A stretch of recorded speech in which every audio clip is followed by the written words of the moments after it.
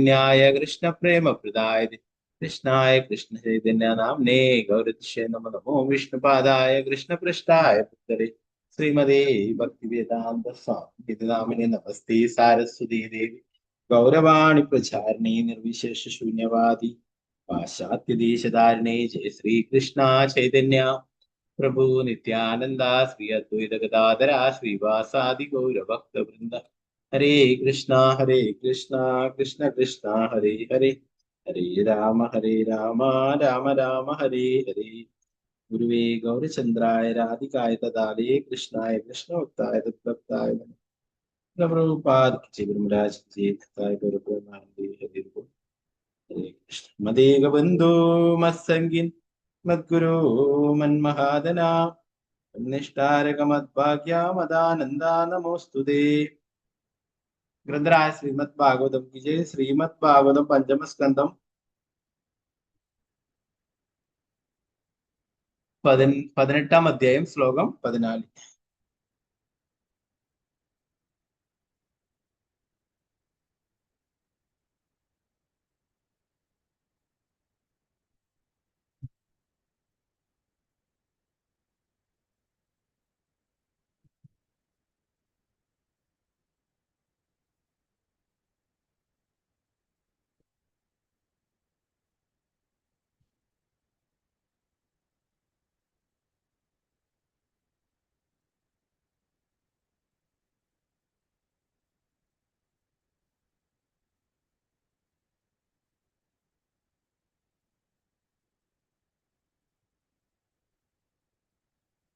സ്ക്രീനെ കാണാലോ അല്ലെ? കാണാം രുചി. ഹരേ കൃഷ്ണ.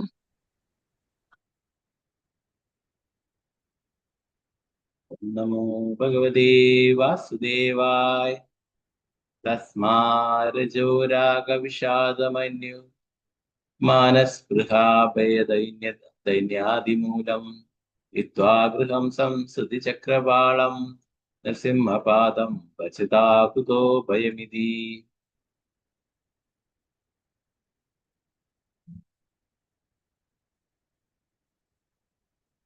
തസ്മാരജോ രാഗവിഷാദമന്യോ മാനസ്പൃഹാഭയദൈന്യാദിമൂലം ഹിത്വാ ഗൃഹം സംസൃതി ചക്രവാളം നൃസിംഹപാദം ഭജതാ കുതോ ഭയമിതി.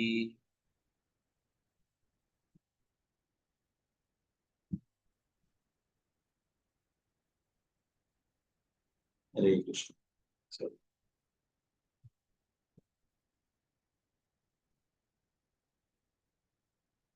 ഓം നമോ ഭഗവതേ വാസുദേവായ ഓം നമോ ഭഗവതേ വാസുദേവായ. തസ്മാരജോ രാഗവിഷാദമന്യോ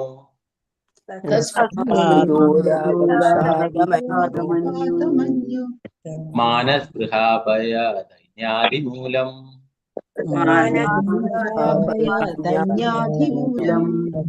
ഹിത്വാ ഗൃഹം സംസൃതി ചക്രവാളം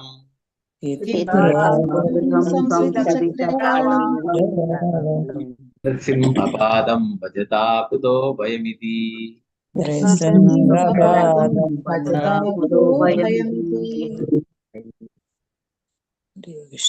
തസ്മാരജോ രാഗവിഷാദമന്യോ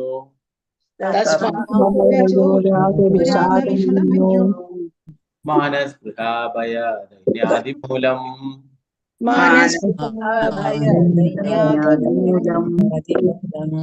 ഹിത്വാ ഗൃഹം സംസൃതി ചക്രവാളം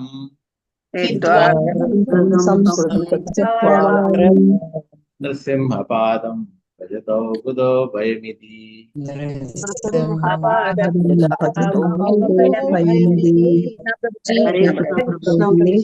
ഹരേ പ്രണാമം.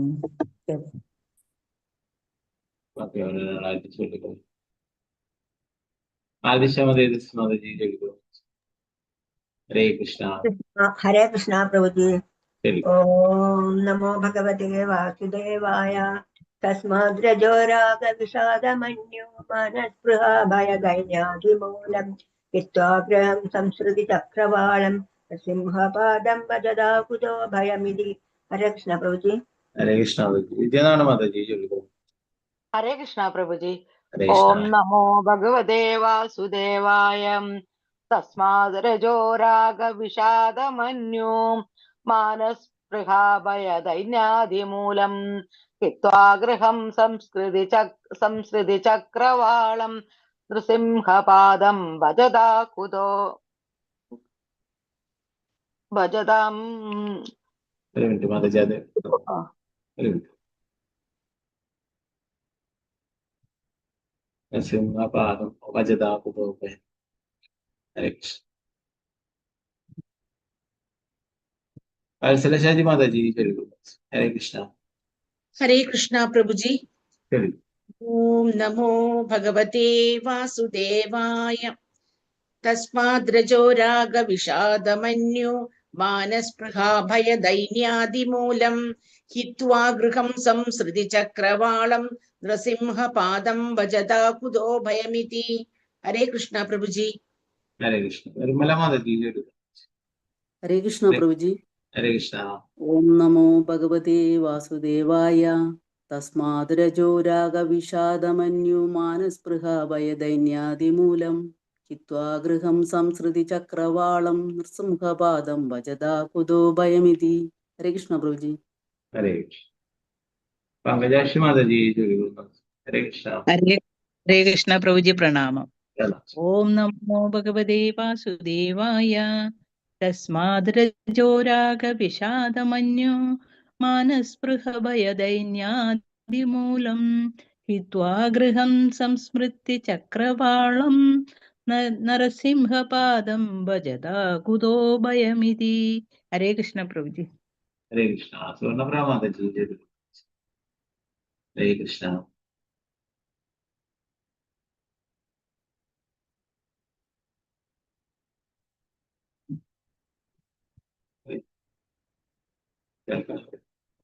ഹരേ കൃഷ്ണ. സുവർണപ്രഭ മാതാജി ചൊല്ലിക്കോളൂ. ഹരേ കൃഷ്ണ. മറ്റേത്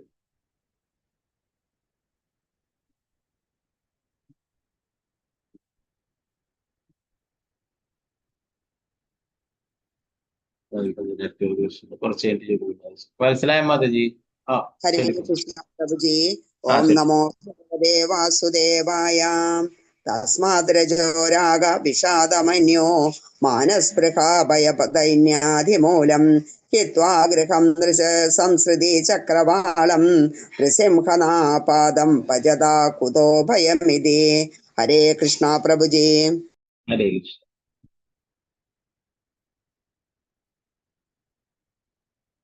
ശാരദാശു വസന്തി മാതാജി ചൊല്ലിക്കോളൂ. ഹരേ കൃഷ്ണ.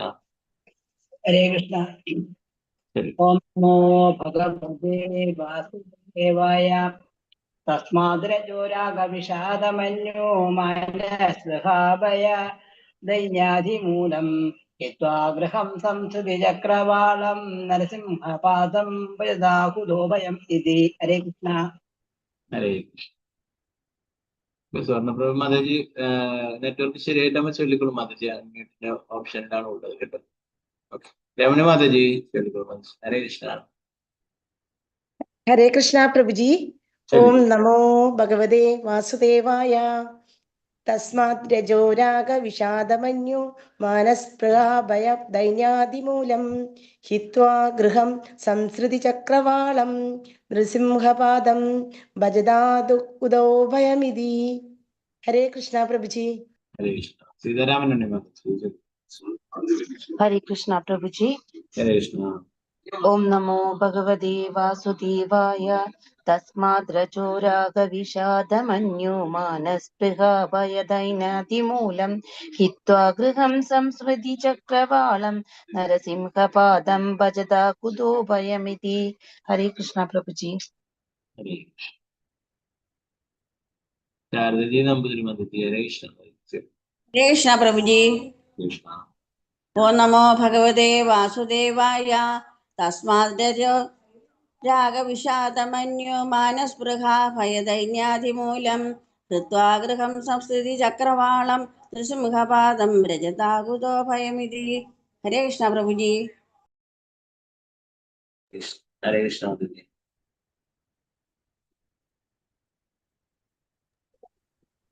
हरे कृष्णा प्रभु। ഓക്കെ ओम ആരെ नमो ചൊല്ലിക്കോളൂ. ओम नमो भगवते वासुदेवाय तस्मात् राग विषादमन् मानस्पृहा भयदैन्याधिमोदं हित्वा गृहं संश्लिष्टचक्रवालं दिग्सिंहपादं भजतागतो भयं। हरे कृष्णा। അനുപ്രതി മാതാജി ചൊല്ലിക്കോളൂ. ഹരേ കൃഷ്ണ. हरे कृष्णा प्रभु जी। ചൊല്ലിക്കോളൂ. ओम नमो भगवते वासुदेवाय तस्मात् रजो राग विषादमन्यो मानस्पृहा भयदैन्यादिमूलम् हित्वा गृहं संस्मृतिचक्रवालं नृसिंहपादं भजता कुतो भयमिति। हरे कृष्णा प्रभु जी। മാതാജി ചൊല്ലിക്കോളൂ. ഹരേ കൃഷ്ണ. അൺമ്യൂട്ട് ചെയ്തോളൂ. ഹരേ കൃഷ്ണ. സിന്ധുസിംഗ മാതാജി ചൊല്ലിക്കോളൂ. ഹരേ കൃഷ്ണ. हरे कृष्ण प्रभु जी। ओम नमो भगवते वासुदेवाय तस्मात् रजो राग विषादमन्यु मानस्पृहा भयदैन्यादिमूलं हित्वा गृहं संस्मृति चक्रवालं नृसिंहपादं भजता कुतो भयमिति। हरे कृष्ण प्रभु जी। ഹരേ കൃഷ്ണ. ഹരേ വസുമാതാജി കൃഷ്ണ പ്രഭു. ചൊല്ലിക്കോളൂ. ഹരേ കൃഷ്ണ. ഹരേ കൃഷ്ണ പ്രഭു ജി. ഓക്കെ ചൊല്ലിക്കോളൂ. ഹരേ കൃഷ്ണ. ഓം നമോ ഭഗവതേ വാസുദേവായ തസ്മാരജോ രാഗവിഷാദമന്യു മാനസ്പൃഹാ ഭയദൈന്യാദിമൂലം ഹിത്വാ ഗൃഹം സംസ്മൃതി ചക്രവാളം നൃസിംഹപാദം ഭജതാ കുതോ ഭയമിതേ. ഹരേ കൃഷ്ണ പ്രഭു. ഹരേ വത്സല ഗോപാലൻ മാതാജി. ഹരേ കൃഷ്ണ മാതാജി ചൊല്ലിക്കോളൂ. हरे कृष्णा प्रभु जी। ചൊല്ലിക്കോളൂ. ओम नमो भगवते वासुदेवाय तस्माद् रजो राग विषादमन्यो मानस्पृहाद् भयदैन्यादिमूलम् हित्वा गृहं संस्कृति चक्रवालं नृसिंहपादं भजता कुतो भयमिति। हरे कृष्णा प्रभु जी। ശരി മാതാജി ചൊല്ലിക്കോളൂ. हरे कृष्णा प्रभु जी। प्रणामम ഹരേ प्रभु जी। കൃഷ്ണ. ओम नमो भगवते वासुदेवाय तस्मात् रजो राग विषादमन्यो मानस्पृहा भयदैन्यादिमूलं हित्वा गृहं संसृति चक्रवालं नृसिंहपादं भजता कुतो भयमिति। हरे कृष्णा। ഹരേ കൃഷ്ണ. തങ്കമണി മാതാജി. ഹരേ കൃഷ്ണ മാതാജി ചൊല്ലിക്കോളൂ. हरे कृष्ण प्रभु जी। ഹരേ കൃഷ്ണ. ओम नमो भगवते वासुदेवाय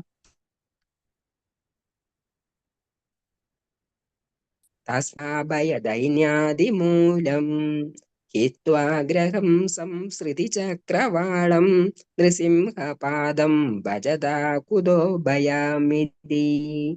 हरे कृष्णा। ഹരേ കൃഷ്ണ മാതാജി. അനിത മാതാജി ചൊല്ലിക്കോളൂ മാതാജി. ഹരേ കൃഷ്ണ. ഹരേ കൃഷ്ണ പ്രഭു ജി. ഓം നമോ ഭഗവതേ വാസുദേവായ തസ്മാദ് രജോ രാഗ വിഷാദമന്യോ മാനസ്പൃഹാ ഭയദൈന്യാദിമൂലം ഹിത്വാ ഗൃഹം സംസൃതി ചക്രവാളം നരസിംഹപാദം ഭജതാ കുതോ ഭയമിതി. ഹരേ കൃഷ്ണ പ്രഭു ജി. ഹരേ കൃഷ്ണ.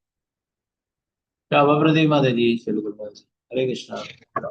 हरे कृष्णा प्रभु जी। ഹരേ കൃഷ്ണ. ओम नमो भगवते वासुदेवाय तस्मात् राजो राग विषादमन्यो मानस्पृहा भयदैन्यदादिमूलं हित्वा गृहं संसृति चक्रवालं नृसिंहपादं भजता कुतो भयमिति। हरे कृष्णा। ഹരേ സ്വർണ്ണപ്രഭ മാതാജി ചൊല്ലിക്കോളൂ മാതാജി. ഹരേ കൃഷ്ണ. हरे कृष्णा प्रभु जी। ആ ചൊല്ലു. ओम नमो भगवते वासुदेवाय तस्मात् रजो राग विषादमन्यो मानस्पृहा भयदैन्याधिमूलं हित्वा गृहं संसृति चक्रवालं नृसिंहपादं भजता कुतो भयमिति। हरे कृष्णा प्रभु जी। ഹരേ കൃഷ്ണ. ഗീതാസി മാതാജി ചൊല്ലിക്കോളൂ മാതാജി. ഹരേ കൃഷ്ണ. हरे कृष्णा प्रभु जी। ചൊല്ലു. ഹരേ കൃഷ്ണ. ഓം നമോ ഭഗവതേ വാസുദേവായ തസ്മാദ്രജോ രാഗവിഷാദമന്യുമാന സ്പൃഹാഭയദൈന്യാധിമൂലം ഹിത്വാ ഗൃഹം സംസൃതി ചക്രവാളം നൃസിംഹപാദം ഭജതാ കുതോ ഭയമിതി. ഹരേ കൃഷ്ണ പ്രഭുജി. ഹരേ കൃഷ്ണ. സാവിത്രി ബഷീർ ദേവദാസ് മാതാജി. ഹരേ കൃഷ്ണ മാതാജി. हरे कृष्ण प्रभु जी। കൃഷ്ണ. प्रणाम प्रणाम प्रभु जी। ओम नमो भगवते वासुदेवाय तस्माद्रजो रागविषादमन्यो मानस्पृहा भयदैन्यादिमूलम् हित्वा गृहं संसृति चक्रवालं नृसिंहपादं भजता कुतो भयमिति. हरे कृष्ण प्रभु जी। ഹരേ കൃഷ്ണ. ഗീതാട്ടി മാതാജി.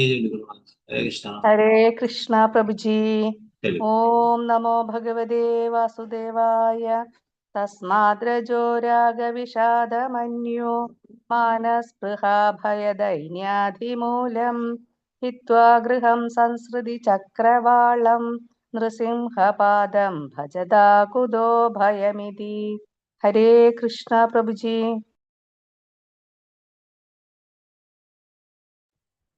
ഹരേ കൃഷ്ണ. ഹരേ കൃഷ്ണ പ്രഭുജി.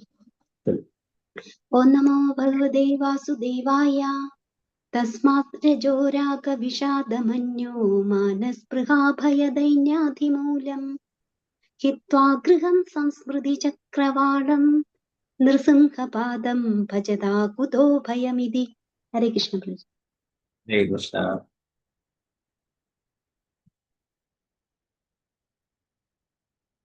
ഓക്കെ, നമുക്ക് ഇതിന്റെ ഉയർത്തന ഭാഗത്ത് നോക്കാം.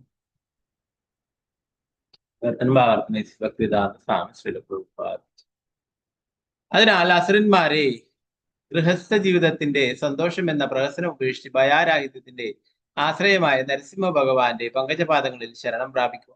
ഭൗതികാസക്തികൾക്കുള്ള മൂലഹേതു ഗൃഹസ്ഥ ജീവിതത്തിലെ കുരുക്കുകളാണ്. ഒരിക്കലും ക്ഷയിക്കാത്ത കാമങ്ങൾ, വിമുഖത, ക്രോധം, നൈരാശ്യം, ഭയം, മിഥ്യാഭിമാനം, വാഞ്ച ഇവയെല്ലാം ജനിമൃതികളുടെ ആവർത്തന ചക്രത്തിന് നിദാനമാകുന്നു.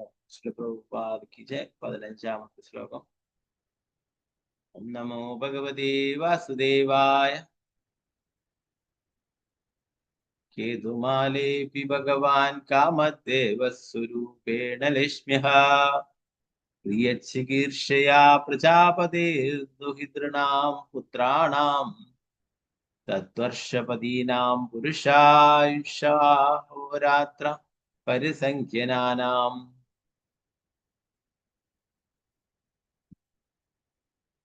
യാസാം ഗർഭ മഹാപുരുഷ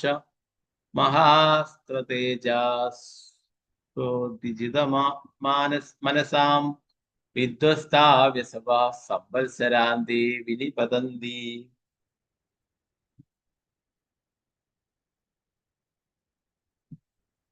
കേതുമാലേപി ഭഗവാൻ കാമദേവസ്വരൂപേണ ലക്ഷ്മ്യഃ പ്രിയ ചികീർഷയാ പ്രജാപതിർദുഹിതൃണാം പുത്രാണാം തദ്വർഷപദീനാം പുരുഷായുഷാഹോരാത്ര പരിസംഖ്യാനാനാം യാസാം ഗർഭമഹാപുരുഷ മഹാസ്ത്രതേജോസ്വോദോചിത മനസാം വിധ്വസ്താവ്യസവ സംവത്സരാന്തി വിനിപതന്തി.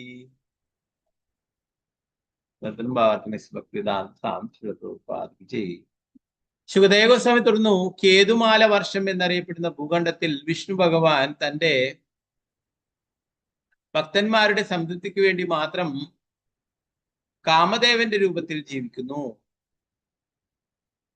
ഭാഗ്യദേവതയായ ലക്ഷ്മിയും സംവത്സര പ്രജാപതിയും സംവത്സര പ്രജാപതിയുടെ എല്ലാ പുത്രന്മാരും പുത്രിമാരും ഇവരിൽ ഉൾപ്പെടുന്നു. പ്രജാപതിയുടെ പുത്രിമാർ രാത്രികളുടെ നിയന്ത്രണ ദേവകളായും പുത്രന്മാർ പകലുകളെ നിയന്ത്രിക്കുന്ന ദേവന്മാരായും പരിഗണിക്കപ്പെടുന്നു. ഒരു മനുഷ്യജീവിയുടെ ജീവിതകാലത്തിലെ ഒരു രാത്രിക്കും ഒരു പകലിനും ഓരോരുത്തർ എന്ന നിലയിൽ പ്രജാപതിയുടെ സന്താനങ്ങൾ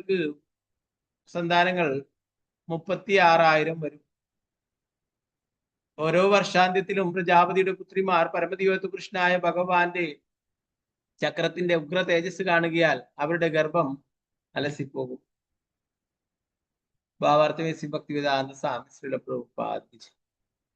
പ്രത്യുപ്നൻ എന്ന നാമത്തിൽ കൃഷ്ണന്റെ പുത്രനായി ആവിർഭവിക്കുന്ന കാമദേവൻ വിഷ്ണു തത്വമാണ്. എങ്ങനെയാണിതെന്ന് ബ്രഹ്മാണ്ഡ പുരാണം ഉദ്ധരിച്ചുകൊണ്ട് മധ്വാചാര്യർ വിശദീകരിച്ചു.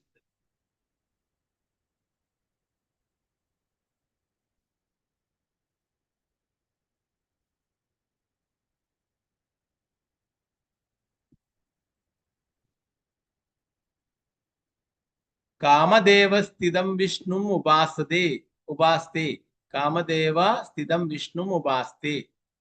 ഈ കാമദേവൻ വിഷ്ണു തത്വമാണെങ്കിലും അവന്റെ ശരീരം ആത്മീയമല്ല, ഭൗതികമാണ്. വിഷ്ണു ഭഗവാൻ പ്രത്യുപ്നന്റെ അല്ലെങ്കിൽ കാമദേവന്റെ ഭൗതിക ശരീരം സ്വീകരിച്ചെങ്കിലും അദ്ദേഹം ആധ്യാത്മികമായി പ്രവർത്തിക്കുന്നു.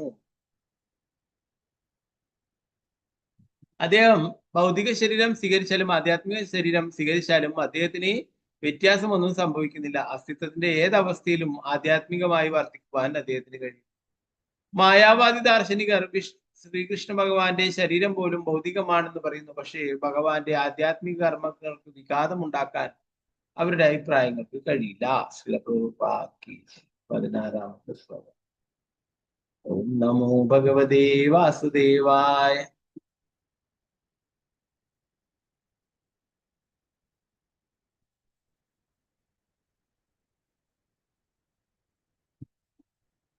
അതീവ സുലളിതഗതി വിലാസ വിലസിതരുചിരഹാസലേശാം അവലോകലീലയാ കിഞ്ചിതുത്തുംബിത സുന്ദര ഭ്രൂമണ്ഡല സുഭഗവദനാരവിന്ദശ്രിയ രമാം രമണീന്ദ്രിയാണി രമയതേ. അതീവ സുലളിതഗതി വിലാസ വിലസിതരുചിരഹാസലേശാം അവലോകലീലയാ കിഞ്ചിതുത്തുംബിത സുന്ദര ഭ്രൂമണ്ഡല സുഭഗവദനാരവിന്ദശ്രിയ രമാം രമയേന്ദ്രിയാണി രമയതേ. പ്രഥനം ഭാവാർത്ഥം. കേതുമാല വർഷത്തിൽ കാമദേവൻ അഥവാ പ്രത്യുപ്നൻ വളരെ പ്രൗഢിയോടെ സഞ്ചരിക്കും. അദ്ദേഹത്തിന്റെ മൃദു മന്ദഹാസം വളരെ മനോഹരമാണ്. അദ്ദേഹം തന്റെ കൺപുരികങ്ങൾ മെല്ലെ ഉയർത്തി മുഖകാന്തി വർദ്ധിപ്പിച്ച് ഭാഗ്യദേവതയ്ക്ക് നേരെ കടാക്ഷം ചൊരിഞ്ഞ് അവളെ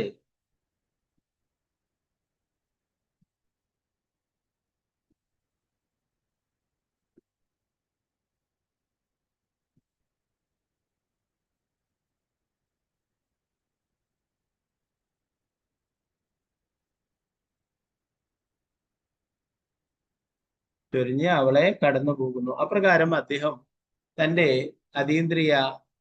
ഇന്ദ്രിയങ്ങളെ ആസ്വദിക്കുന്നു. 17ാമത്തെ ശ്ലോകം.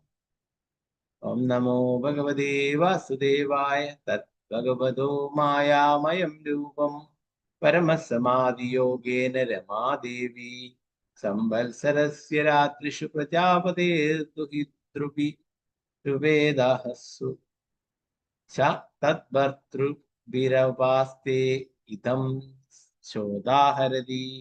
തദ്ഭഗവതോ മായാമയം രൂപം പരമസമാധിയോഗേന രമാദേവി സംവത്സരസ്യ രാത്രിഷു പ്രജാപതേർദുഹിതൃഭിരുവേദാഹസു തദ്ഭർതൃഭിരുവാസ്തേ ഇദം ചോദാഹരതി. പകലുകളിൽ പ്രജാപതിയുടെ പുത്രന്മാരുടെയും അഥവാ പകലുകളുടെ നിയന്ത്രണ ദേവന്മാർ, രാത്രികളിൽ അവന്റെ പുത്രിമാരുടെയും അഥവാ രാത്രിയുടെ നിയന്ത്രണ ദേവന്മാർ അകമ്പടിയോടെ സംവത്സരം എന്നറിയപ്പെടുന്ന കാലയളവ് മുഴുവൻ ലക്ഷ്മി ദേവി ഭഗവാന്റെ ഏറ്റവും കരുണാർദ്രമായ കാമദേവരൂപത്തെ ആരാധിക്കുന്നു. ഭക്തിക സേവനത്തിൽ പൂർണ്ണമായി മുഴുകിക്കൊണ്ട് അവൾ താഴെ പറയുന്ന മന്ത്രങ്ങൾ ഉരുവിടും.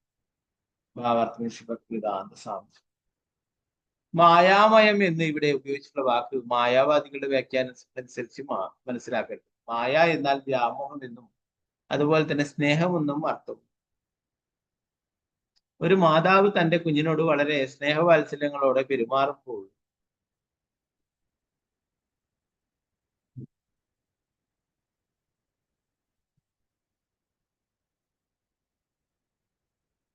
അവൾ മായാമയ എന്ന് വിളിക്കും. പരമോന്നതനായ ഭഗവാൻ വിഷ്ണു ഏതെല്ലാം രൂപങ്ങളിൽ അവതരിച്ചാലും സ്വന്തം ഭക്തന്മാരോട് വളരെ വാത്സല്യമുള്ളവനായിരിക്കും. അപ്രകാരം ഭക്തന്മാരോട് വളരെ സ്നേഹവാത്സല്യങ്ങളുള്ള എന്ന അർത്ഥത്തിലാണ് ഇവിടെ മായാമയം എന്ന വാക്ക് ഉപയോഗിച്ചത്. മായാമയം എന്ന വാക്കിന് കൃപാപുരം, കൃപാപ്രാപുരം,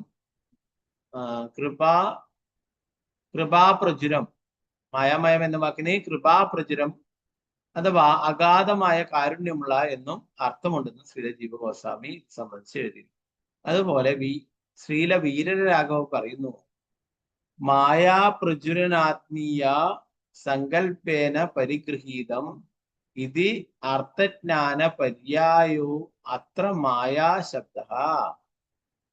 ഒരുവൻ തൻ്റെ വളരെ അടുത്ത ബന്ധത്താൽ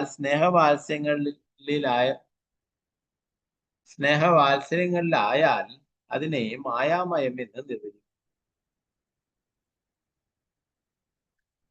ശ്രീല വിശ്വനാഥ ചക്രവർത്തി ഠാക്കൂർ മായാമയം എന്ന വാക്കിനെ മായ, ആമയം എന്നിങ്ങനെ വിഭജിച്ചിരിച്ചാണ് വിശദീകരിക്കുന്നത്. ജീവസത്ത വ്യാമോഹ രോഗത്താൽ ബാധിതനാകിയാൽ തന്റെ ഭക്തനായ അവനെ ആ രോഗത്തിൽ നിന്നും മോചിപ്പിക്കുവാൻ പരമോന്നതനായ ഭഗവാന് സദാ ആകാംക്ഷയുണ്ടെന്ന് സൂചിപ്പിക്കുവാനാണ് ഈ വാക്കുകൾ എന്ന് അദ്ദേഹം വിശദീകരിക്കുന്നു.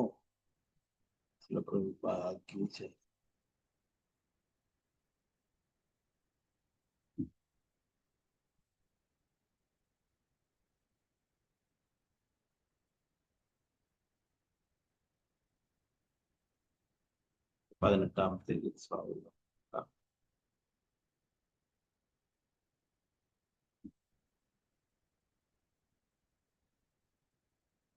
ഓം നമോ ഭഗവതേ വാസുദേവായ.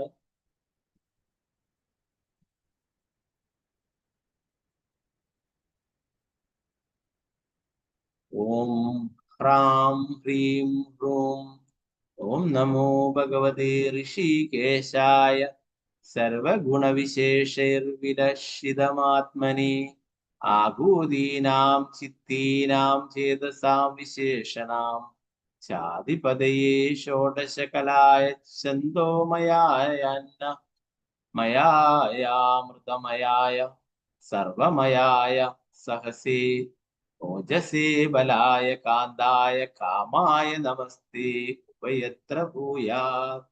ഓം ഹ്രാം ഹ്രീം ഹ്രൂം ഓം നമോ ഭഗവതേ ഋഷികേശായ സർവഗുണവിശേഷവിലഷിതമാത്മനെ ആകൂതീനാം ചിത്തീനാം ചേതസാം വിശേഷണാം ചാതിപതിയേ ഷോഡശകലായ ഛന്ദോമയാന്നമയാമൃതമയായ സർവമയായ സഹസേ ഓജസേ ബലായ കാന്തായ കാമായ നമസ്തേ ഉഭയത്ര ഭൂയാത്.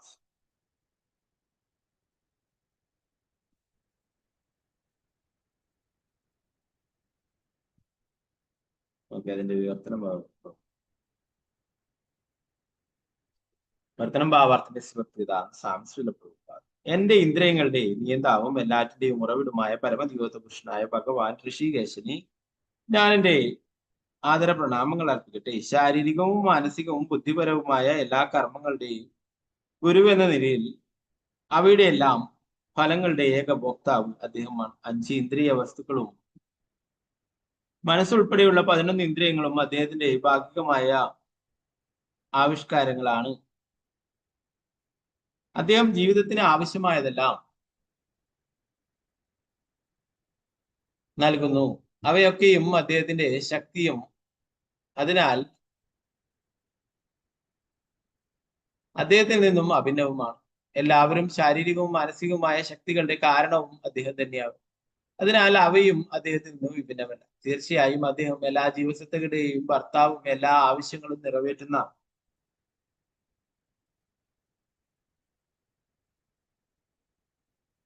നിറവേറ്റുന്നവനുമാണ്. അദ്ദേഹത്തെ ആരാധിക്കുവാൻ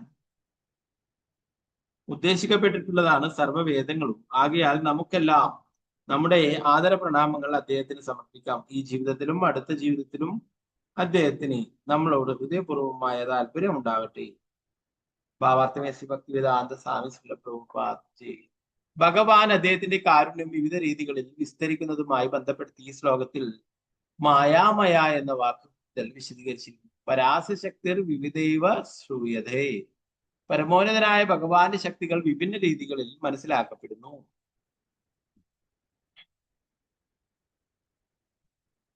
നമ്മുടെ ശരീരം, ഇന്ദ്രിയങ്ങൾ, മനസ്സ്, കർമ്മങ്ങൾ, വീര്യം, ശരീരശക്തി, മനഃശക്തി, ജീവിതത്തിന് ആവശ്യമായവ നേടിയെടുക്കുവാനുള്ള ദൃഢനിശ്ചയം തുടങ്ങി സകലത്തിന്റെയും സ്രോതസ്സായി ഈ ശ്ലോകത്തിൽ അദ്ദേഹം വിവരിക്കപ്പെട്ടിരിക്കുന്നു. തീർച്ചയായും ഭഗവാന്റെ ശക്തി എല്ലാത്തിലും ദർശിക്കുവാൻ കഴിയും. ഭഗവത്ഗീത 7:8 പ്രസ്താവിച്ചിട്ടുള്ളത് പോലെ രസോഹമപ്സു കൗന്ദേയ, ജലത്തിന്റെ രുചിയും കൃഷ്ണനാകുന്നു. നമ്മുടെ സംരക്ഷണത്തിന് ആവശ്യമായ എല്ലാറ്റിന്റെയും സജീവ തത്വം കൃഷ്ണനാകുന്നു. ഭഗവാനി ആദര പ്രണാമങ്ങൾ അർപ്പിക്കുന്ന ഈ ശ്ലോകം ഭാഗ്യദേവതയായ രമ ചിട്ടപ്പെടുത്തിയതും പൂർണ്ണ ആധ്യാത്മിക ശക്തിയുള്ളതുമാണ്. ഒരു ആധ്യാത്മിക ഗുരുവിന്റെ മാർഗനിർദ്ദേശപ്രകാരം എല്ലാവരും ഈ മന്ത്രം ജപിച്ച് ഭഗവാന്റെ പരിപൂർണ ഭക്തരാവണം. ഒരുവന് ഈ മന്ത്രം ഭൗതിക ബന്ധനത്തിൽ നിന്നുള്ള സമ്പൂർണമായ മോചനത്തിന് വേണ്ടിയും മോചനാനന്തരം വൈകുണ്ഠ ലോകത്തിൽ ഭഗവാന്റെ ആരാധന തുടരുന്നതിന് വേണ്ടിയും ചൊല്ലാവുന്നതാണ്. എല്ലാ മന്ത്രങ്ങളും തീർച്ചയായും ഈ ജീവിതത്തിലേക്കും അടുത്ത ജീവിതത്തിലേക്കും ഉദ്ദേശിക്കപ്പെട്ടുള്ളവയാണ്. കൃഷ്ണൻ സ്വയം ഭഗവത്ഗീത 9:14 പ്രസ്താവിച്ചിട്ടുള്ളതുപോലെ സതതം കീർത്തയന്തോ മാം യദന്തശ്ചാദൃഢാവൃതഃ നമസ്യന്തശ്ച മാം ഭക്ത്യാ നിത്യയുക്താ ഉപാസതി. മഹാത്മാക്കൾ എല്ലായ്പ്പോഴും എന്റെ മഹത്വങ്ങൾ കീർത്തിച്ചും ദൃഢനിശ്ചയത്തോടുകൂടി എന്റെ മുന്നിൽ നമസ്കരിച്ചും ഭക്തിയോടെ നിരന്തരം എന്നെ ആരാധിക്കുന്നു. ഈ ജീവിതത്തിലും അടുത്ത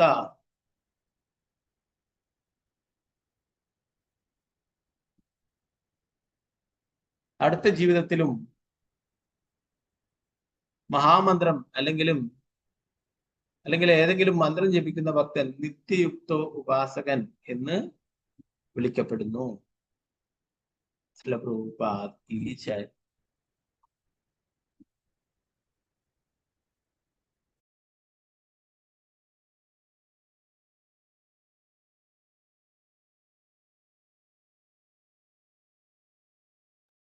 നാരായണ നമസ്കൃത്യ നരം ചൈവ നരോത്തമം ദേവീം സരസ്വതീം വ്യാസം തതോ ജയമുദ്രേ. നഷ്ടപ്രായേഷ ഭദ്രേഷു നിത്യം ഭാഗവത സേവയാ ഭഗവതി ഉത്തമ ശ്ലോകേ ഭക്തിർഭവതി നാഷ്ടകേ. മുഖം കരോതി വാചാലം വങ്കും ലംഘയതി ഗിരിം യത്കൃപാതമഹം വന്ദേ ശ്രീഗുരു ദീനദാരുണം പരമാനന്ദമാധവം ശ്രീചൈതന്യ ഈശ്വരം. നമോ വിഷ്ണുപാദായ കൃഷ്ണപൃഷ്ഠായ ഭൂതലേ ശ്രീമതേ ഭക്തിവേദാന്ത സ്വാമിനിധി നാമിനെ നമസ്തേ സാരസ്വതീ ദേവി ഗൗരവാണി പ്രചാരിണേ നിർവിശേഷശൂന്യവാദി പാശ്ചാത്യദേശധാരിണേ ജയ ശ്രീകൃഷ്ണ ചൈതന്യ പ്രഭു നിത്യാനന്ദ ശ്രീ അദ്വൈത ഗദാധര ശ്രീവാസാദി ഗൗരഭക്തവൃന്ദ.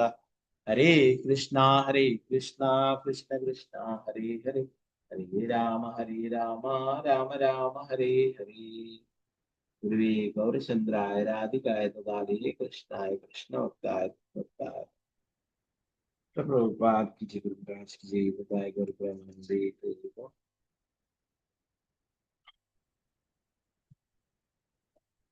ഇന്നലെ നമ്മൾ അവസാനമായിട്ട് നോക്കിയിട്ടുണ്ടായിരുന്നില്ലേ? പറയുന്നത് എന്താണ്? ഭഗവാന്റെ ഭക്തിയുത സേവനത്തിൽ മുഴുകുന്ന ഒരാൾ എല്ലാ അതീന്ദ്രിയ ഗുണങ്ങളും കാണാനായിട്ട് സാധിക്കും. യസ്യാസ്തി ഭക്തിർ ഭഗവത് കിഞ്ചന സർവൈ ഗുണസ്തത്ര സമാസതേ സുരഃ.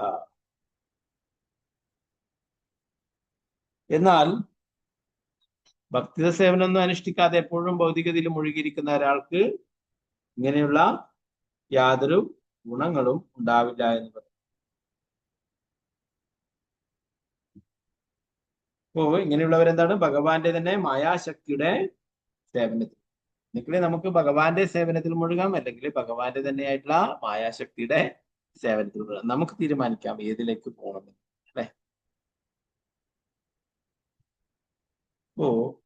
മാനസികമായ ഊഹാപോഹങ്ങളിൽ പ്രേരിപ്പിക്കപ്പെട്ട് ഭഗവാന്റെ ബാഹ്യശക്തിയുടെ സേവനത്തിൽ മുഴുകും. അത്തരം ഒരു വ്യക്തിയിൽ എങ്ങനെയാണ് ഏതെങ്കിലും സദ്ഗുണങ്ങൾ ഉണ്ടാകുന്നത്?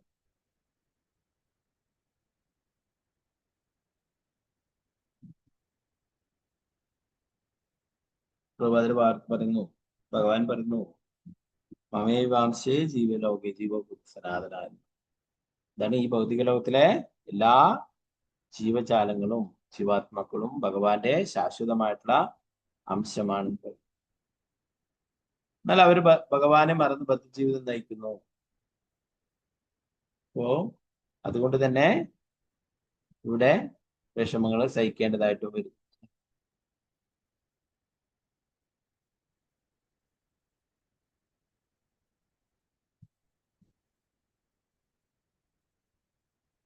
ഇവിടെ പ്രഭാതൻ പറയുന്നു, ഒരുവൻ ഭക്തിയുത സേവനത്തിന്റെ 9 പ്രക്രിയകളിൽ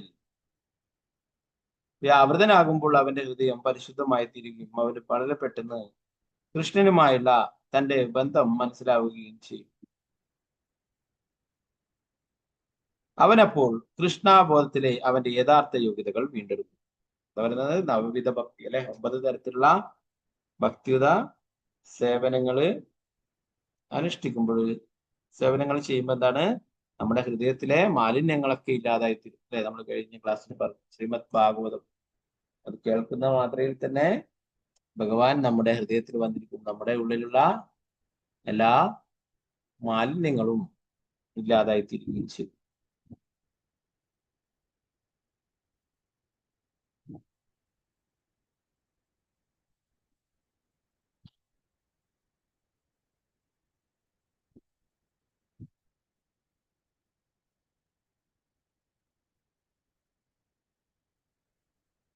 അതിന്റെ പർപ്പറ്റില് നമ്മൾ ഇന്നലെ വായിച്ചു, ചൈതന്യ ചരിതാമൃതത്തില് ഒരു വൈഷ്ണവന്റെ 26 യോഗ്യതകളെ കുറിച്ച് പറയും, അല്ലെ?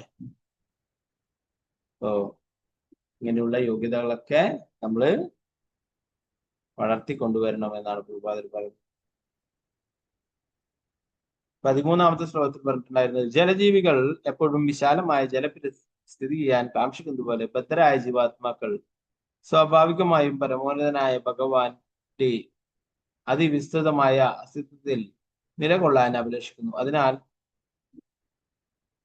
ഒരുവൻ ഭൗതികമായ കണക്കുകൂട്ടലിൽ വളരെ മഹാനാണെങ്കിൽ പോലും പരമാത്മാവിൽ ശരണം തേടുന്നതിൽ പരാജിതനാവുകയും പകരം ഭൗതികമായ ഗൃഹസ്ഥ ജീവിതത്തിൽ ആസക്തനാവുകയും ചെയ്യുന്ന വർഷം അവന്റെ മഹത്വം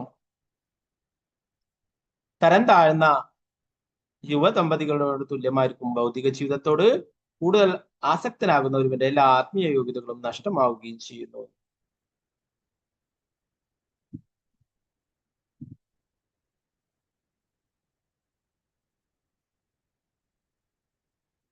അതിന്റെ ഭാവാർത്ഥം ശിലപ്രഭുപാദർ പറയുന്നു, ചീങ്കണ്ണികള് ഘോരശക്തിയുള്ള നിഷ്ഠൂര ജീവികളാണെങ്കിൽ ജലത്തിൽ നിന്നും കരയിൽ കയറിയാൽ അവ ശക്തിശീലം. മുതലകളൊക്കെ വെള്ളത്തിലുണ്ടാവുന്നത്, ജലത്തിലുണ്ടാവുന്ന, അല്ലെ? അതിന് ജലത്തിലാണ് ശക്തി, അല്ലെ? അത് കരയിലെത്തിക്കഴിഞ്ഞാല് അതിന് ശക്തി ഉണ്ടാവില്ല, അല്ലെ? നമ്മൾ ഗജേന്ദ്രന്റെ ആ ലീലയിൽ പഠിക്കുന്നത്, അല്ലെ? ഗജേന്ദ്രൻ അതിശക്തമായ ശക്തിയുള്ള ആനയാണ്, അല്ലെ? അത്രയും ശക്തനായ കരയിലെ ഏറ്റവും വലിയ ജീവി, ശക്തിയുള്ള ജീവിയാണ് ആന, അല്ലെ? എന്നാൽ അത് വെള്ളത്തിൽ പോയപ്പോഴെന്തായി? അതിന് ആ മുതലയുടെ പിടിയിൽ നിന്നും രക്ഷപ്പെടുവാനായിട്ട് സാധിച്ചില്ല. അപ്പൊ അതേപോലെ ഇവിടെ പറയുന്നു, മുതല വെള്ളത്തിൽ ജീവിക്കുന്ന, അത് കരയിൽ വന്നാല് അതിന് ശക്തി ഉണ്ടാവില്ല, ശക്തിഹീനനാവും.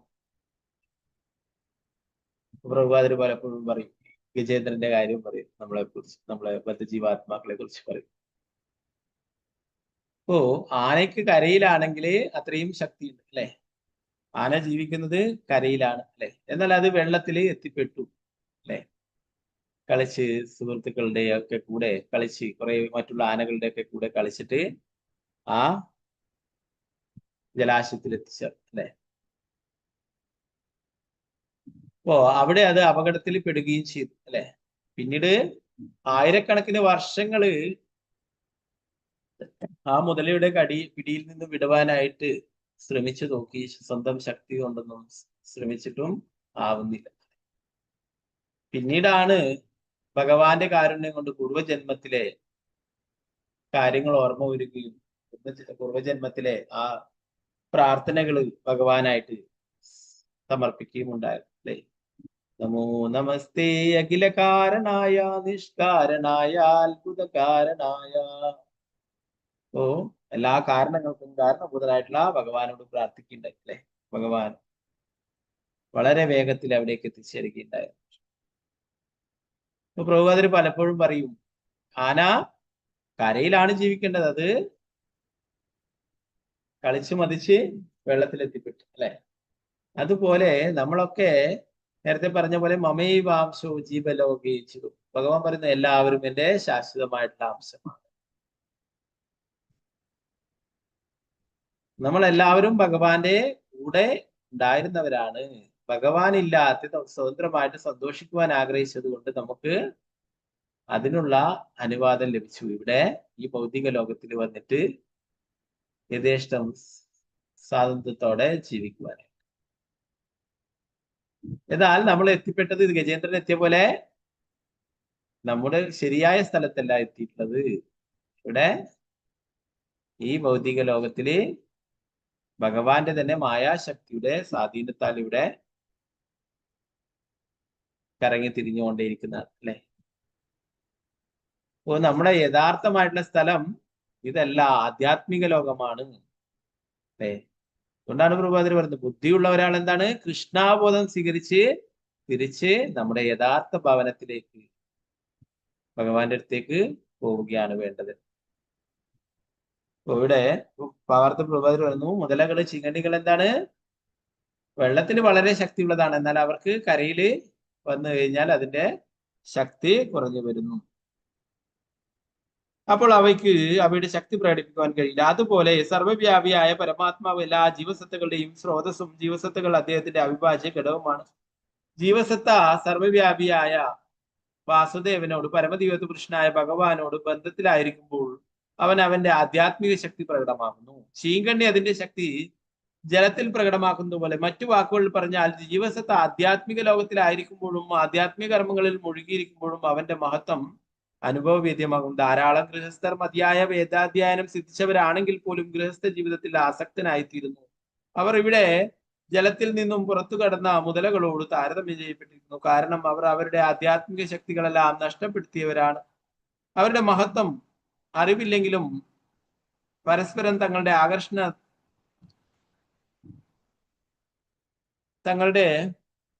തങ്ങളുടെ താൽക്കാലിക സൗന്ദര്യവർണ്ണ നടത്തിയും പുകഴ്ത്തിയും ആകർഷിക്കപ്പെട്ടു കഴിയുന്ന യുവമിഥുനങ്ങളുടെ ഒരു തുല്യമാണ്. യാതൊരുവിധ യോഗ്യതയുമില്ലാതെ നിലവാരം കുറഞ്ഞ ആളുകളാൽ മാത്രമേ ഇത്തരം മഹത്വങ്ങൾ സ്ഥാപിക്കപ്പെടുകയുള്ളൂ എന്ന്. അപ്പോ നമ്മൾ നേരത്തെ പറഞ്ഞു അല്ലെ, മനുഷ്യന്റെ യഥാർത്ഥ ധർമ്മം എന്ന് പറയുന്നത് ഭഗവാന്റെ ഭക്തിയുത സേവനങ്ങൾ ചെയ്യുക എന്നുള്ളതാണ്. എന്നാൽ ഇവിടെ ഈ ഭൗതിക ലോകത്തിലെ മറ്റുള്ള കാര്യങ്ങളിൽ, ഭൗതികമായ കാര്യങ്ങളിൽ ആസ്വദിച്ചുകൊണ്ട് ഇവിടെ ജീവിക്കുന്നു എന്ന് പറഞ്ഞു. അവരെ അതുപോലെയാണ്, അവരുടെ വെള്ളത്തിലുള്ള മുതല പുറത്തു വന്നിട്ട് അതിന്റെ ശക്തി നഷ്ടപ്പെടുത്തുന്ന പോലെയാണ് ഇവിടെ നമ്മളൊക്കെ ഭഗവാന്റെ ജീവേര സ്വരൂപഹോയി കൃഷ്ണേര നിത്യദാസ്. അതാണ് നമ്മുടെ യഥാർത്ഥ പൊസിഷൻ, ഐഡന്റിറ്റി എന്ന് പറയുന്നത് ഭഗവാന്റെ സേവകനാണ് എന്നുള്ളതാണ്. എന്നാൽ നമ്മൾ ഈ ഭൗതിക ലോകത്തിലെത്തിയപ്പോൾ അത് മറന്നു പോയിരിക്കുന്നു. നമ്മൾ ആധ്യാത്മികമായിട്ടുള്ള നമ്മുടെ ശക്തി ഇവിടെ ഇല്ലാതാക്കുന്നു, ഭൗതികമായിട്ടുള്ള കാര്യങ്ങളിൽ ആകർഷിക്കപ്പെട്ടിട്ട് എന്ന് പറയും.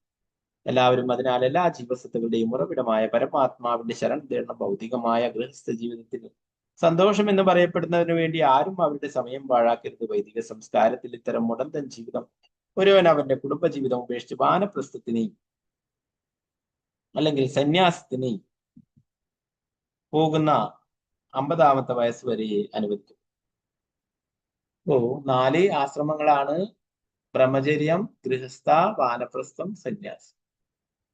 ഒരു ബ്രഹ്മചാരിയായിട്ട് ജീവിതം തുടങ്ങുകയും അദ്ദേഹത്തിന് ബ്രഹ്മചാരിയായി തന്നെ, നിത്യബ്രഹ്മചാരിയായി തന്നെ വേണമെങ്കിൽ തുടരാം. അല്ല, അദ്ദേഹത്തിന് ഗൃഹസ്ഥ ജീവിതത്തിലേക്ക് വരണം എന്നുണ്ടെങ്കിൽ അതിനും അനുവാദമുണ്ട്. ഒരു ബ്രഹ്മചാരിക്ക് ഗൃഹസ്ഥ ജീവിതം തുടരാം. എന്നാൽ ഈ 4 ആശ്രമങ്ങളുടെയും പ്രധാന ലക്ഷ്യം എന്ന് പറയുന്നത് ഭഗവാന്റെ ഭക്തിത സേവനങ്ങൾ നല്ല രീതിയിൽ നിർവഹിക്കുക എന്നുള്ളതാണ്. അല്ലാതെ ഗൃഹസ്ഥ ജീവിതം എന്ന് പറയുന്നത് പൂർണ്ണമായിട്ടും ഭൗതിക ആസ്വാദനത്തിന് വേണ്ടിയിട്ടുള്ളതല്ല. ഗൃഹസ്ഥ ആശ്രമം അതും ഒരു ആശ്രമ ജീവിതം തന്നെയാണ്, ഭഗവാനെ മുൻനിർത്തിക്കൊണ്ട് ഭഗവാന്റെ ഭക്തി സേവനങ്ങൾ. അല്ലാതെ ഗൃഹസ്ഥ ജീവിതം എന്ന് പറഞ്ഞാല് ഇഷ്ടം പോലെ എന്താ പറയാ അടിച്ചു പൊളിച്ച് ജീവിക്കുവാനായിട്ടുള്ളതല്ല, അല്ലെ? പൊതുവെ പറയുക അതല്ല അടിച്ചു പൊളിച്ച്.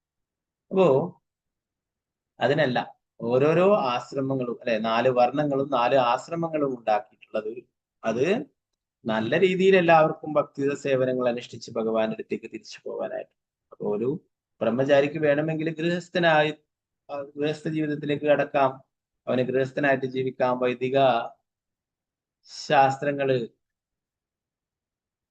നിഷ്കർഷിച്ചിട്ടുള്ള രീതിയിലുള്ള ജീവിതം നയിക്കാം, അതിനുള്ള കുടുംബജീവിതം അങ്ങനെ നയിക്കാം. പിന്നീട് 50 വയസ്സാകുമ്പോൾ ഗൃഹസ്ഥ ജീവിതത്തിൽ നിന്നും വിരമിക്കണമെന്നാണ്. കുട്ടികളൊക്കെ വലുതായി കഴിഞ്ഞാൽ, മുതിർന്നു കഴിഞ്ഞാൽ അവർക്ക് കുടുംബത്തിന്റെ ഉത്തരവാദിത്വം കുട്ടിയെ ഏൽപ്പിച്ചിട്ട് തീർത്ഥസ്ഥലങ്ങളിലേക്ക് പോകണം. അവിടെ പോവുകയും സാധുക്കളിൽ നിന്നും ഭഗവാനെ കുറിച്ച് കേൾക്കുകയും ഒക്കെ വേണം. നമ്മൾ നേരത്തെയുള്ള ഭാഗങ്ങളൊക്കെ പഠിച്ചു, അല്ലെ? 50 വർഷം പറയുന്നു. 50 വയസ്സ് കഴിഞ്ഞാൽ എന്താണ്? ഗൃഹസ്ഥ ജീവിതത്തിൽ നിന്നും വിരമിക്കണം. നമുക്ക് ഈ എന്താ പറയാ സാധാരണ രീതിയിൽ പലരും പറയും അങ്ങനെ നമുക്കങ്ങനെ തീർത്ഥസ്ഥലങ്ങൾ എങ്കിലും നമ്മളെന്താണ് ഒരു 50 വയസ്സ് കഴിഞ്ഞാലെങ്കിലും ആധ്യാത്മിക കാര്യങ്ങൾക്ക് കൂടുതൽ ഊന്നൽ നൽകണം, അതിന് പ്രാധാന്യം നൽകണം. അല്ലെങ്കിൽ എന്താ സംഭവിക്കുക? അവസാന നിമിഷവും ഇങ്ങനെ കുടുംബം, വീട്, അല്ലെ, പണം, ഇതൊക്കെ ഓർത്തോർത്ത് എന്തെങ്കിലും അതോർത്ത് മരിച്ച് വീണ്ടും ജനിച്ച്, അല്ലെ, വീണ്ടും മരിച്ച്, അങ്ങനെ ജനന ചക്രത്തിൽ പെട്ടു വീണ്ടും വീണ്ടും ജനിച്ചു മരിച്ചു കൊണ്ടിരിക്കുന്നു. അപ്പോ യഥാർത്ഥത്തിലെ വയസ്സായ സമയത്തല്ല കൃഷ്ണാബോധം പരിശീലിക്കേണ്ടത്. കൗമാരേ ആചരിത് പ്രജ്ഞ, പ്രഹ്ലാദ് മഹാരാജ് കുട്ടിക്കാലം മുതലേ പരിശീലിക്കേണ്ടത്. അഥവാ നമുക്ക് അങ്ങനെയൊന്നും സാധിച്ചില്ലെങ്കിൽ എന്താണ് ജീവിതത്തിലെ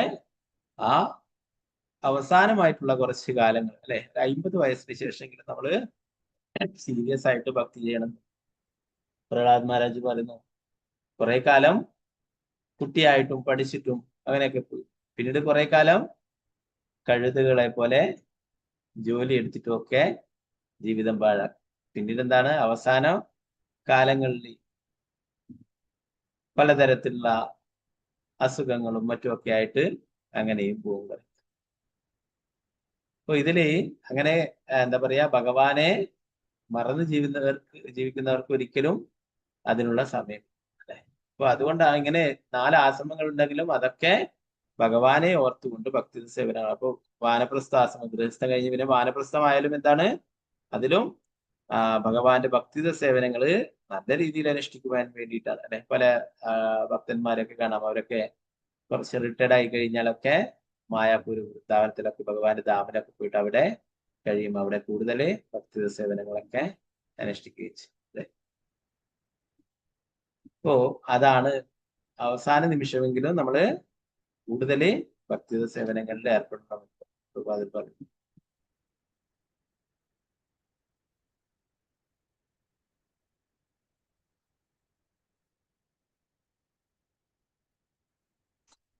നമുക്ക് പല ഭക്തന്മാരെയും കാണാം, അവരൊക്കെ അവസാനം, അല്ലെ, രാജാക്കന്മാരായാലും അവരുടെ കൊട്ടാരവും സമ്പത്തും ഇതൊക്കെ മക്കൾക്കൊക്കെ നൽകിയിട്ട് കൂടുതൽ ഭക്തിത സേവനങ്ങൾ, അല്ലെ? ഇവിടെ ഋഷഭദേവനായാലും ഭഗവാന്റെ തന്നെ അവതാരമാണ് ഋഷഭദേവൻ. ധാരാളം ആൾക്കാർ പരീക്ഷിത് മഹാരാജാവ് ജനമേജയന് രാജ്യമൊക്കെ നൽകുന്നുണ്ട്. അതുപോലെ അതിന്റെ മുന്നേ യുധിഷ്ഠിര മഹാരാജാവ്, അല്ലെ? അപ്പൊ അങ്ങനെ അവരൊക്കെ തന്നെയും ധൃതരാഷ്ട്രരെ പോലുള്ള ആൾക്കാർ മാത്രമേ അങ്ങനെ ഈ അറ്റാച്ച്മെന്റ് ഒക്കെ വിടാനായിട്ട് കഴിയാതെ ഉള്ളൂ അല്ലെ. ധൃതരാഷ്ട്രയെ അവസാനം വിതുരര് തന്നെ വഴക്ക് പറഞ്ഞിട്ട് അദ്ദേഹത്തെ അത്രയും എന്താ പറയാ നല്ല രീതിയിൽ ഉപദേശിച്ചിട്ടൊന്നും ഫലിക്കാതെപ്പോൾ അവസാനം വഴക്ക് പറഞ്ഞിട്ട് അവിടെ അദ്ദേഹത്തെ വാനപ്രസ്ഥത്തിലേക്ക് കൊണ്ടുപോകും തപശ്ചര്യകൾ ചെയ്യാനായിട്ട്. മക്കളും മരിച്ചു, രാജ്യമൊക്കെ 100 മക്കളും മരിച്ചു, രാജ്യമൊക്കെ നഷ്ടപ്പെട്ടു. എന്നിട്ടും അദ്ദേഹം ഇപ്പോഴും രാജാവാണെന്ന് വിചാരിച്ചുകൊണ്ട് യുധിഷ്ഠിര മഹാരാജയുടെ കൂടെ തന്നെ കഴിയും. ഇവരൊരു പറയുന്നു, നിനക്കൊരു നാണമില്ലേ, ഒരു പട്ടിയെ പോലെ യുധിഷ്ഠിര മഹാരാജാവിന്റെ ഉച്ഛിഷ്ടവും കഴിച്ചിട്ട് ഇവിടെ കഴിയാനായിട്ട്, ഇത്രയും ദ്രോഹങ്ങൾ ചെയ്തിട്ട് വീണ്ടും അവരുടെ കൂടെ ചേർന്ന് അത്രയും പാണ്ഡവരോട് അത്രയും ദ്രോഹങ്ങൾ ചെയ്തിട്ട് പിന്നെയും അവരുടെ ആനുകൂല്യങ്ങളെ പറ്റിയിട്ട് അവിടെ രാജാവാണെന്ന് ധരിച്ചുകൊണ്ട് ഇപ്പോഴും ജീവിക്കുന്നു എന്ന് പറഞ്ഞിട്ട് വഴക്ക് പറയുന്നു. അവസാനം ഇപ്പോഴും കൂടെ തന്നെ ധൃതരാഷ്ട്രം പോകും. ഓക്കെ, അപ്പൊ നമുക്ക് തീർത്ഥ സ്ഥലങ്ങളിലൊന്നും പോവാൻ സാധിക്കുന്നില്ല. പോവാൻ സാധിക്കുന്നുണ്ടൊക്കെ വളരെ നല്ലത്.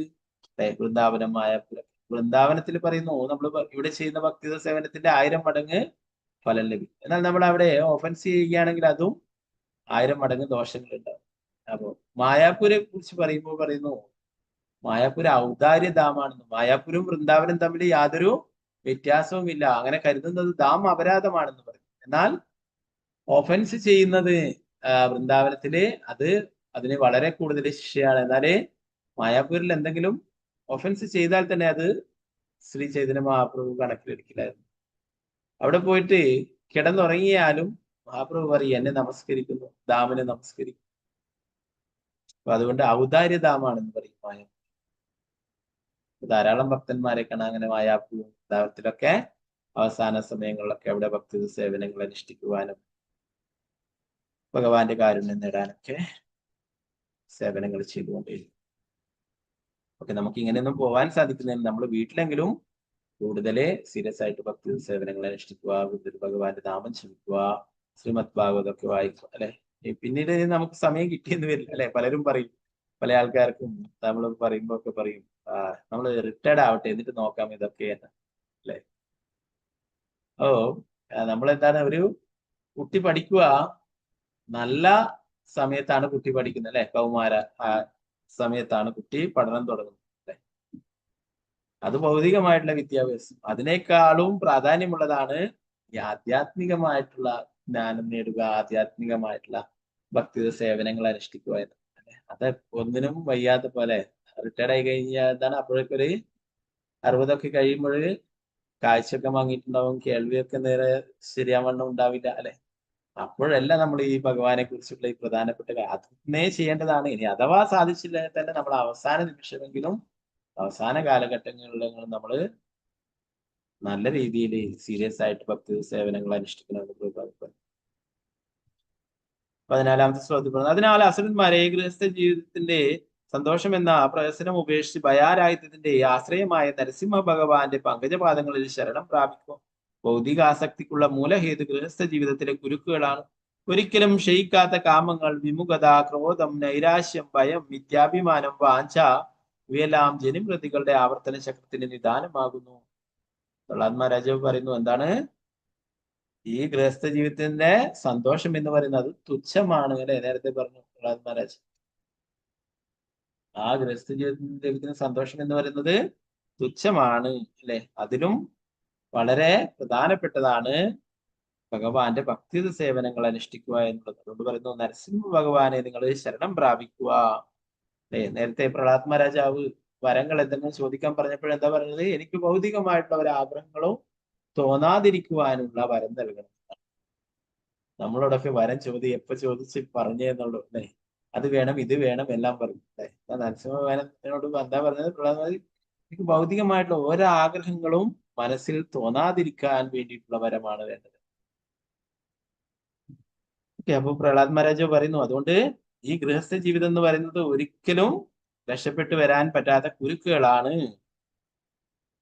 അതിലെ ഒരിക്കലും ക്ഷയിക്കാത്ത കാമങ്ങൾ, എപ്പോഴും കാമവാസന, അതുപോലെ ക്രോധം, നൈരാശ്യം, ഭയം, മിഥ്യാഭിമാനം, ഇതൊക്കെ കൊണ്ട് എപ്പോഴും ഇവിടെ നമ്മളെ ബന്ധനത്തിലാക്കുന്നതാണ്.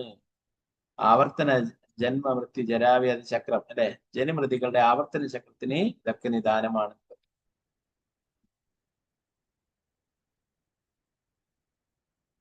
പിന്നീട് 15ാമത്തെ ശ്ലോകത്തിൽ പറയുന്നത്, ശുദേവ ഗോസ്വാമി പറയുന്നത്, അടുത്തതായിട്ട് നേരത്തെ ഹരിവർഷം എന്നുള്ള സ്ഥലത്താണ് നരസിംഹ ഭഗവാനെ പ്രഹ്ലാദ് മഹാരാജാവ് ആരാധിക്കുന്നതായിട്ട് പറഞ്ഞു അല്ലെ. ഇത് കേതുമാല വർഷം എന്നറിയുന്ന ഭൂഖണ്ഡത്തിൽ അവിടെ വിഷ്ണു ഭഗവാൻ തന്റെ ഭക്തന്മാരുടെ സംതൃപ്തിക്ക് വേണ്ടി മാത്രം കാമദേവന്റെ രൂപത്തിൽ ജീവിക്കുന്നു. ഭാഗ്യദേവതയായ ലക്ഷ്മിയും സംവത്സര പ്രജാപതിയുടെ എല്ലാ പുത്രന്മാരും പുത്രിമാരും കൂടി വരിപ്പെടും. പ്രജാപതിയുടെ പുത്രിമാർ രാത്രികളുടെ നിയന്ത്രണ ദേവകളായും പുത്രന്മാർ പകലുകൾ നിയന്ത്രിക്കുന്ന ദേവന്മാരായും പരിഗണിക്കുന്നു. ഒരു മനുഷ്യജീവിയുടെ ജീവിതകാലത്തിലെ ഒരു രാത്രിക്കും ഒരു പകലിനും ഓരോരുത്തർ എന്ന നിലയിൽ പ്രജാപതിയുടെ സന്താനങ്ങൾ 36,000 വരും. ഓരോ വർഷാന്ത്യത്തിലും പ്രജാപതിയുടെ പുത്രിമാർ പരമദിവ്യത്വ പുരുഷനായ ഭഗവാന്റെ ചക്രത്തിന്റെ ഉഗ്ര തേജസ് കാണുകയാൽ അവരുടെ ഗർഭം മനസ്സിൽ പോവുകയും ചെയ്യും.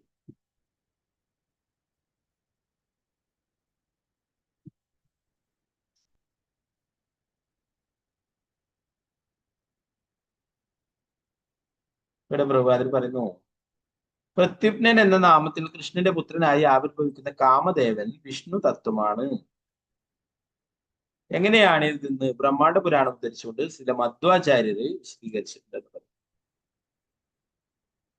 കാമദേവസ്ഥിതം വിഷ്ണു ഉപാസ. ഈ കാമദേവൻ വിഷ്ണു തത്വമാണെങ്കിലും അവന്റെ ശരീരമാത്മീയല്ല ഭൗതികമോ. വിഷ്ണു ഭഗവാൻ പ്രത്യുപ്നന്റെ അല്ലെങ്കിൽ കാമദേവന്റെ ഭൗതിക ശരീരം സ്വീകരിച്ചെങ്കിലും അദ്ദേഹം ആധ്യാത്മികമായി പ്രവർത്തിക്കുന്നു. അദ്ദേഹം ഭൗതിക ശരീരം സ്വീകരിച്ചാലും ആധ്യാത്മിക ശരീരം സ്വീകരിച്ചാലും അദ്ദേഹത്തിന് വ്യത്യാസമൊന്നും സംഭവിക്കുന്നില്ല. അസ്തിത്വത്തിന്റെ ഏതവസ്ഥയിലും ആധ്യാത്മികമായി വർത്തിക്കുവാൻ അദ്ദേഹത്തിന് കഴിയും. മായാവാദി ദാർശനികർ കൃഷ്ണന്റെ ശരീരം പോലും ഭൗതികമാണെന്ന് പറയുന്നു. പക്ഷെ ഭഗവാന്റെ ആധ്യാത്മിക കർമ്മങ്ങൾക്ക് വിഘാതം ഉണ്ടാക്കുവാൻ അവരുടെ അഭിപ്രായങ്ങൾക്ക് കഴിയില്ലായിരുന്നു. ഇപ്പൊ കേതുമാല വർഷത്തില് കാമദേവൻ പ്രത്യുപ്നനാണ് കാമദേവനായിട്ട് വന്നിട്ടുള്ളത് എന്ന് പറഞ്ഞു. അദ്ദേഹത്തെ ആരാധിക്കുന്നതായിട്ട് പറഞ്ഞു. കേതുമാല വർഷത്തിൽ കാമദേവൻ വളരെ പ്രൗഢിയോടെ സഞ്ചരിക്കുന്നു. അദ്ദേഹത്തിന്റെ മൃദുമന്ദഹാസം വളരെ മനോഹരമാണ്. തന്റെ കൺപുരികങ്ങൾ മെല്ലെ ഉയർത്തി മുഖകാന്തി വർദ്ധിപ്പിച്ച് ഭാഗ്യദേവതയ്ക്ക് നേരെ കടാക്ഷം ചൊരിഞ്ഞ് അവളെ കടന്നു പോകും. അപ്രകാരം അദ്ദേഹം തന്റെ അതീന്ദ്രിയ ഇന്ദ്രിയങ്ങളെ ആസ്വദിക്കും. ഇപ്പൊ കാമദേവനായിട്ട് ആരാ വന്നിട്ടുള്ളത്? പ്രത്യുമ്നൻ. ഭഗവാന്റെ തന്നെ വിസ്തരണമായിട്ടുള്ള പ്രത്യുമ്നനാണ് കാമദേവനായിട്ട് വന്നിട്ടുള്ളത് കേതുമാല വർഷത്തിൽ. വർഷം എന്ന് പറയുന്നത് നേരത്തെ പറഞ്ഞു അല്ലെ, ലാവൃത വർഷം, അങ്ങനെ ഓരോരോ ഹരിവർഷം. അപ്പൊ അത് ഓരോരോ ഖണ്ഡങ്ങൾ അല്ലെ, നമ്മുടെ ഭാരതവർഷം, ഭാരതഖണ്ഡം എന്ന് പറയുന്ന പോലെ മറ്റുള്ള ഖണ്ഡങ്ങളിലുള്ള ലോകങ്ങളിലുള്ളതാണ് പറയുന്നത്.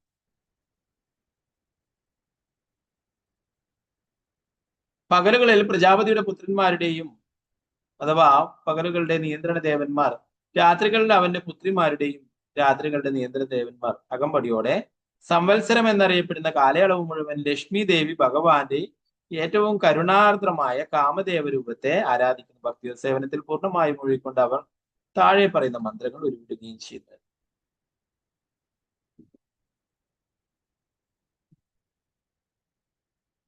ഇപ്പൊ ലക്ഷ്മി ദേവിയും മറ്റുള്ള ദേവി ദേവന്മാരും ഒക്കെ ഭഗവാന്റെ ആ രൂപത്തെ ആരാധിക്കുന്നു. കാമദേവന്റെ രൂപത്തെ. പ്രത്യുപ്ന ഭഗവാനാണ്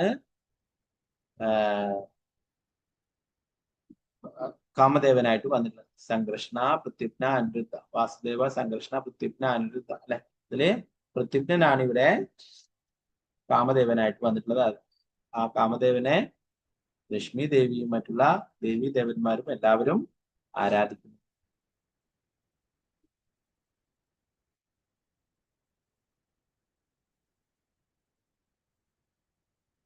പ്രഭാതരുടെ പറയുന്നു, മായാമയം എന്ന വാക്ക് ഉപയോഗിച്ച് മായാവാദികളുടെ വ്യാഖ്യാനം അനുസരിച്ച് മനസ്സിലാക്കുക. മായ എന്നാൽ വ്യാമോഹം എന്നും അതുപോലെ തന്നെ സ്നേഹം എന്നും അർത്ഥമുണ്ട്. ഒരു മാതാവ് തന്റെ കുഞ്ഞിനോട് വളരെ സ്നേഹവാത്സല്യങ്ങളോട് പെരുമാറുമ്പോൾ അവൾ മായാമയ എന്ന് വിളിക്കുന്നു. പരമോന്നതനായ ഭഗവാൻ വിഷ്ണു ഏതെല്ലാം രൂപങ്ങളിൽ അവതരിച്ചാലും സ്വന്തം ഭക്തരോട് വളരെ വാത്സല്യമുള്ളവനായിരിക്കും. അപ്രകാരം ഭക്തരോട് വളരെ സ്നേഹവാത്സല്യമുള്ള എന്ന അർത്ഥത്തിലാണ് ഇവിടെ മായാമയം എന്ന വാക്ക് ഉപയോഗിച്ചത്. മായാമയം എന്ന വാക്കിന് കൃപാ പ്രചുരം, അഗാധമായ കാരുണ്യമുള്ള എന്ന അർത്ഥമുണ്ടെന്നും ശ്രീല ജീവ ഗോസ്വാമി ഇത് സംബന്ധിച്ച് എഴുതിയിരിക്കുന്നു. മായാമയം എന്ന് പറഞ്ഞാൽ എന്താണ്? പെട്ടെന്ന് അർത്ഥമാക്കുക നമ്മള് എല്ലാം മായാമയം, എല്ലാം മായാമയം അങ്ങനെയൊക്കെ പലപ്പോഴും ഉപയോഗിക്കുന്നുണ്ട്. എല്ലാം മായയാണ് എന്നാണ്. എന്നാൽ ഇവിടെ ഉപയോഗിച്ചിട്ടുള്ള മായാമയം എന്ന വാക്ക് അഗാധമായ കാരുണ്യമുള്ള, വളരെയധികം കാരുണ്യമുള്ള എന്നുള്ളതാണെന്ന് ഇവിടെ ആചാര്യന്മാർ പറയുന്നത്. ഗോസ്വാമിമാര്, ജീവഗോസ്വാമിയൊക്കെ പറയുന്നത് പ്രഭുപാദരുടെ പറയുന്നു. അതുപോലെ വീരരാഘവാചാര്യൻ പറയുന്നു, മായാ പ്രചുരനാത്മീയ സങ്കല്പേന പരിഗൃഹീതം വിധി അർത്ഥജ്ഞാന പര്യായോ അത്ര മായാ ശബ്ദ. ഒരുവൻ തന്റെ വളരെ അടുത്ത ബന്ധത്താൽ സ്നേഹവാത്സല്യങ്ങളിലായാൽ അതിനെ മായാമയം എന്ന് നിർവഹിക്കുന്നു. വിശ്വനാഥ ചക്രവർത്തി ഠാക്കൂർ മായാമയം എന്ന വാക്കിനെ മായ, ആമയം എന്നിങ്ങനെ വിവേചിച്ചാണ് വിശദീകരിക്കുന്നത്. ജീവസത്ത വ്യാമോഹ രോഗത്താൽ ബാധിതനാകിയാൽ തന്റെ ഭക്തനായ അവനെ ആ രോഗത്തിൽ നിന്നും മോചിപ്പിക്കുവാൻ പരമോന്നതന ഭഗവാന് സദാ ആകാംക്ഷയുണ്ടെന്ന് സൂചിപ്പിക്കുവാനാണ് ഈ വാക്കുകളെ എന്നും അദ്ദേഹം വിശദീകരിക്കും. വേറൊരു തരത്തിൽ എങ്ങനെ വ്യാഖ്യാനിക്കുന്നത്? മായ, ആമയം എന്നുള്ളത്. അപ്പോ ജീവാത്മാക്കളൊക്കെ വ്യാമോഹ രോഗത്താൽ ബാധിതരാണ്. അവരെ അതിൽ നിന്നും രക്ഷിക്കുന്ന ഭഗവാൻ എന്നുള്ള അർത്ഥത്തിലാണ് ഇവിടെ വിശദീകരിക്കുന്നത്.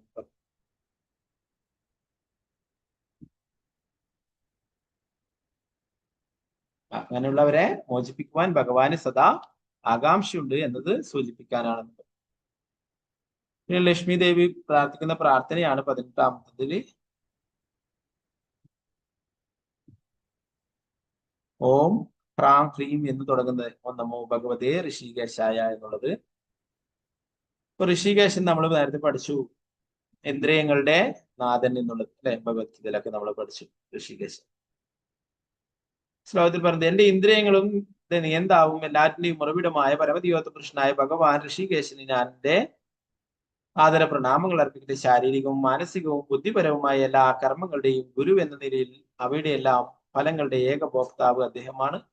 5 ഇന്ദ്രിയ വസ്തുക്കളും മനസ്സുൾപ്പെടെയുള്ള 11 ഇന്ദ്രിയങ്ങളും അദ്ദേഹത്തിന്റെ ഭാഗികമായ ആവിഷ്കാരങ്ങളാണ്. അദ്ദേഹം ജീവിതത്തിന് ആവശ്യമായതെല്ലാം നൽകുന്നു. അവയൊക്കെയും അദ്ദേഹത്തിന്റെ ശക്തിയും അതിനാൽ അദ്ദേഹത്തിൽ നിന്നും അഭിനമായ എല്ലാവരുടെയും ശാരീരികവും മാനസികവുമായ ശക്തികളുടെ കാരണവും അദ്ദേഹം തന്നെയാണ്. അതിനാൽ അവയും അദ്ദേഹത്തിൽ നിന്നും ഭിന്നമല്ല. തീർച്ചയായും അദ്ദേഹം എല്ലാ ജീവസത്തകളുടെയും ഭർത്താവും എല്ലാ ആവശ്യങ്ങളും നിറവേറ്റുന്നവനുമാണ്. അദ്ദേഹത്തെ ആരാധിക്കാൻ ഉദ്ദേശിക്കപ്പെട്ടതാണ് സർവ്വവേദങ്ങളും. ആകയാൽ നമുക്കെല്ലാം നമ്മുടെ ആദര പ്രണാമങ്ങൾ അദ്ദേഹത്തിന് സമർപ്പിക്കാം. ഈ ജീവിതത്തിലും അടുത്ത ജീവിതത്തിലും അദ്ദേഹത്തിന് നമ്മളോട് ഹൃദയപൂർവമായ താല്പര്യമുണ്ടാവട്ടെ. നമ്മുടെ എല്ലാ ഇന്ദ്രിയങ്ങളുടെയും നാഥനാണ് ഋഷികേശൻ അല്ലെ. ആ ഇന്ദ്രിയങ്ങളുടെ നാഥനായിട്ടുള്ള ഋഷികേശന്റെ സേവനത്തില് നമ്മുടെ ഇന്ദ്രിയങ്ങള് ഉൾപ്പെടുത്തണം.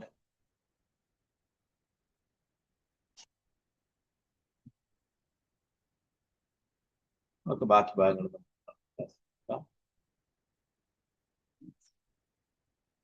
ഗ്രന്ഥരായ ശ്രീമദ് ഭാഗവതം ശ്രീ പ്രഭുപാദ്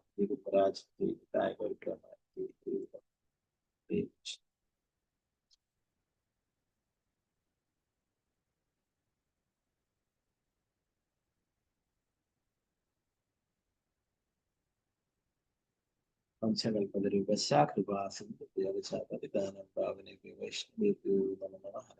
വൈഷ്ണവ